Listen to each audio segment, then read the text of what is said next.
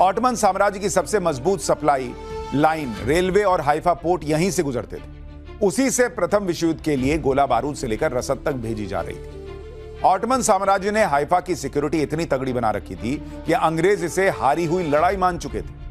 वजह थी हाइफा की तरफ जाने वाले 3 किलोमीटर लंबा कच्चा रास्ता, जो सिर्फ 4 फुट चौड़ा था, जिसके एक तरफ माउंट कारमेल की लगभग 2000 फुट ऊंची पहाड़ी थी, जिस पर तोप और मशीन गन से लैस 1500 तुर्क और जर्मन सैनिकों की मोर्चाबंदी थी, और दूसरी तरफ किशोन नाम की नदी बहती थी, जिसके किनारे का इलाका दलदली था। इसे पार करने का मतलब सीधा मौत के मुंह में जाना था, क्योंकि पहाड़ी की चोटी से मशीन गन की बरसती गोलियां और तोप के गोले पल भर में किसी को भी छलनी कर देते थे। अंग्रेजी सेना की मुश्किल यह थी कि वो अपनी तोपों की पूरी आर्टिलरी फ्रांस की लड़ाई में ऑलरेडी भिजवा चुकी थी। ऐसे में अंग्रेजी सेना ने जब हाथ खड़े कर दिए, तब भारत की 3 रियासतों की घुड़सवार सेना, जोधपुर लांसर्स, मैसूर लांसर्स और हैदराबाद लांसर्स ने हाइफा जीतने का बीड़ा उठाया, जिसके कमांडर 26 साल के मेजर ठाकुर दलपत सिंह थे। उनके नेतृत्व में भारतीय घुड़सवार सेना ने असंभव को संभव करके दिखाया। 23 सितंबर 1918 को हुई यह लड़ाई दुनिया के इतिहास की वो हैरतअंगेज लड़ाई बन गई, जिसमें भाले तलवारों से लैस भारतीय घुड़सवार सैनिकों ने तोप और मशीन गन जैसे आधुनिक हथियारों से लैस दुश्मन को हरा दिया।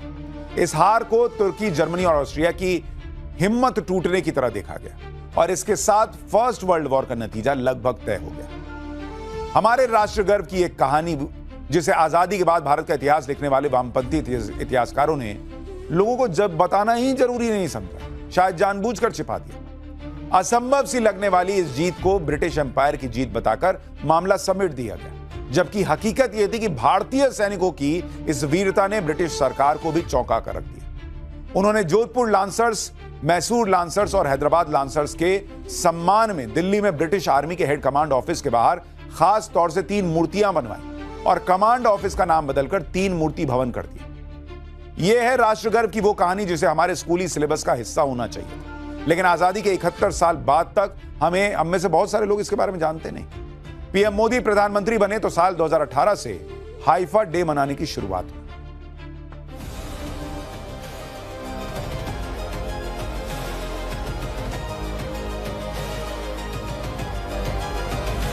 India's connection to this land is also written in blood and sacrifice.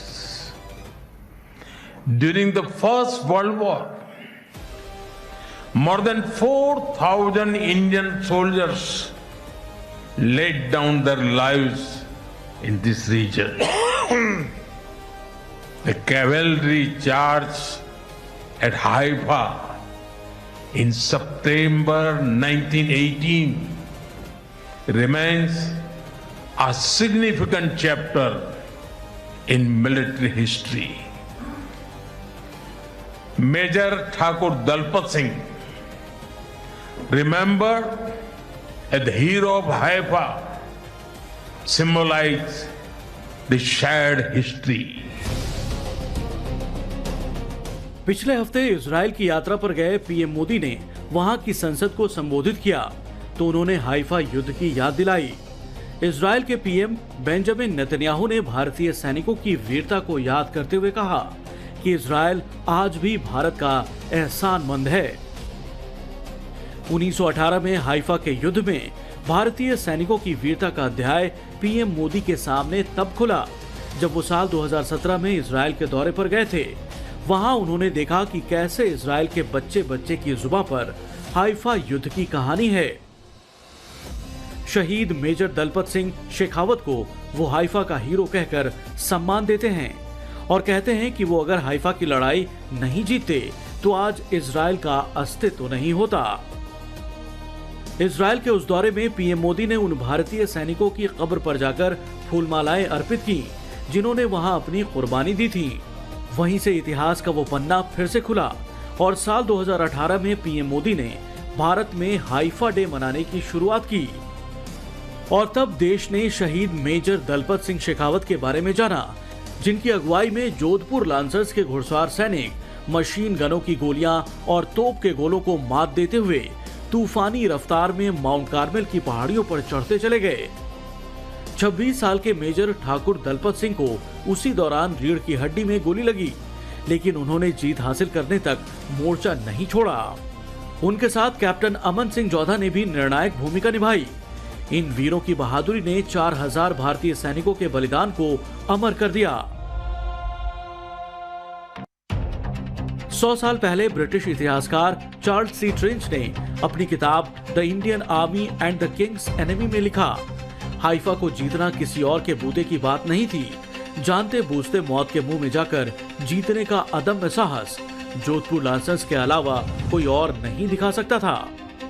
Official history of the great war में लिखा गया, पूरे विश्व युद्ध में इस स्तर का युद्ध किसी घुड़सवार सेना ने नहीं लड़ा।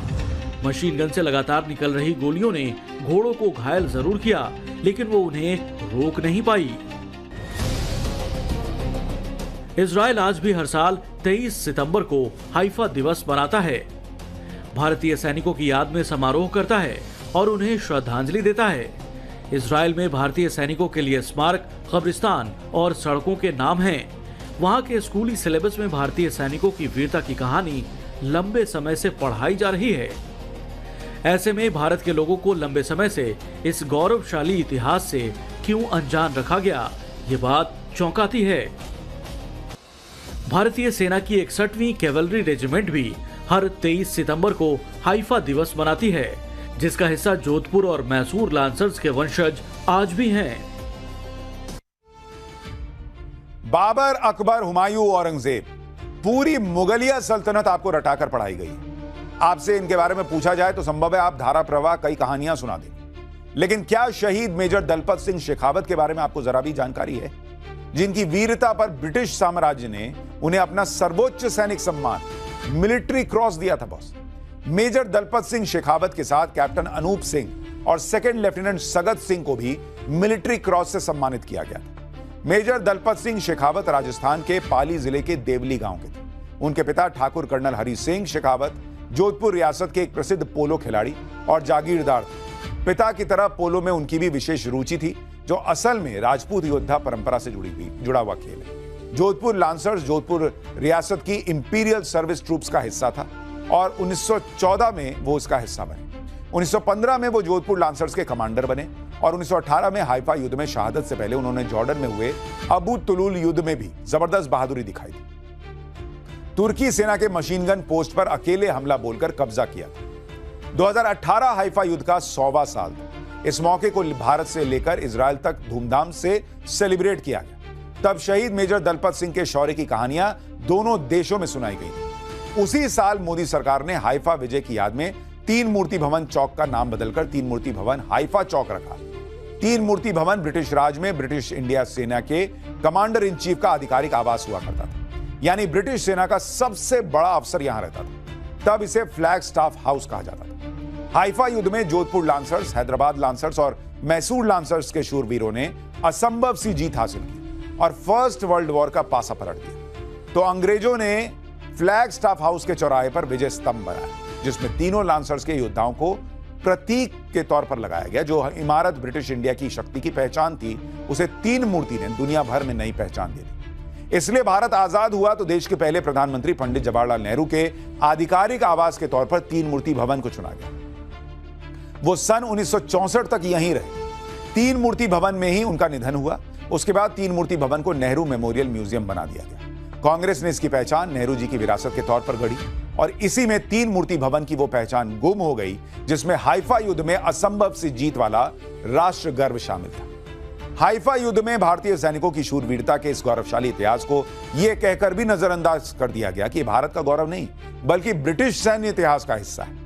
मोदी सरकार ने हाइफा की लड़ाई में भारतीयों की वीरता और उस युद्ध के हीरो शहीद मेजर दलपत सिंह के इतिहास को नए सिरे से सहेजा और उस गौरवशाली इतिहास से जुड़ी घुड़सवार सेना को जिस तरह हाईटेक बनाकर नई पहचान दी, वो भी राष्ट्र गर्व की नई कहानी।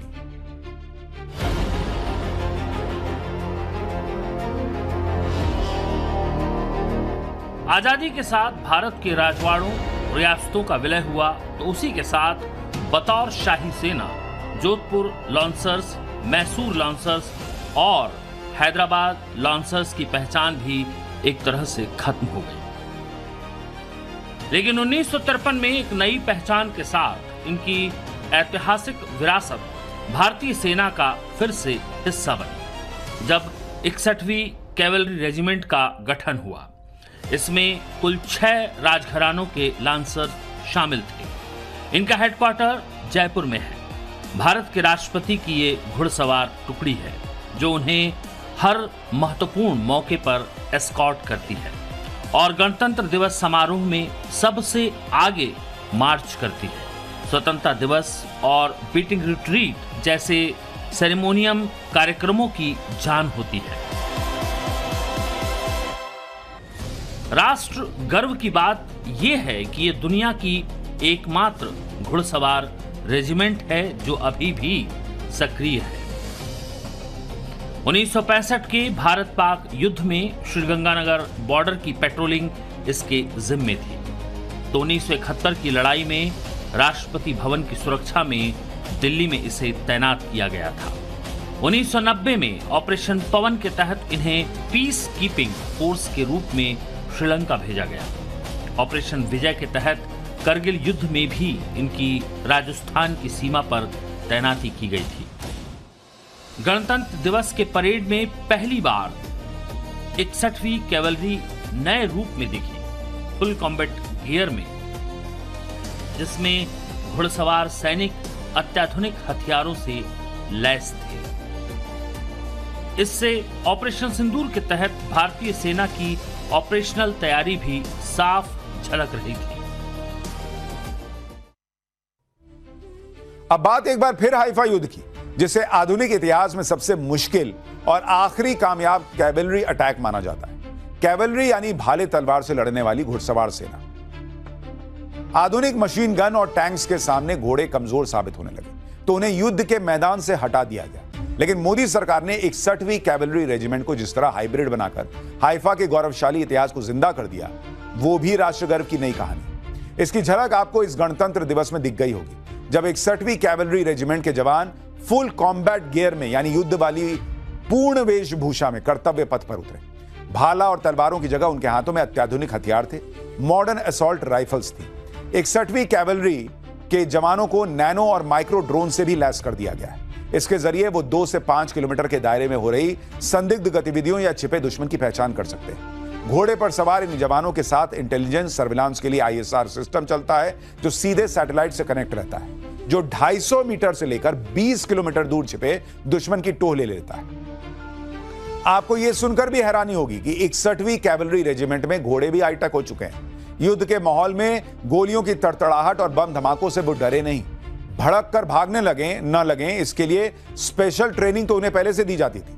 अब उन्हें आधुनिक युद्ध की जरूरतों के मुताबिक हाईटेक मशीनों से भी लैस कर दिया गया है। 61वीं कैवलरी के घोड़ों को मोबाइल टोही प्लेटफॉर्म की तरह डेवलप किया गया है। उनके ब्रिडल यानी सिर की पट्टी में छोटे हाई डेफिनेशन थर्मल और इंफ्रारेड कैमरे लगे होते हैं। 360 डिग्री व्यू वाले ये हाईटेक कैमरे रात के अंधेरे या घने कोहरे में 2 से 3 किलोमीटर दूर छिपे दुश्मन को उनके शरीर के थर्मल हीट की वजह से कैच कर लेते हैं। घोड़े की काठी से लेकर उनके पैरों की मांसपेशियों में अत्याधुनिक ग्राउंड सेंसर लगाए जाते हैं। ये ग्राउंड सेंसर उस डिजिटल हब से कनेक्टेड होते हैं जो घोड़े की पीठ पर बैठने की काठी यानी सैडल में फिट हो जाते हैं।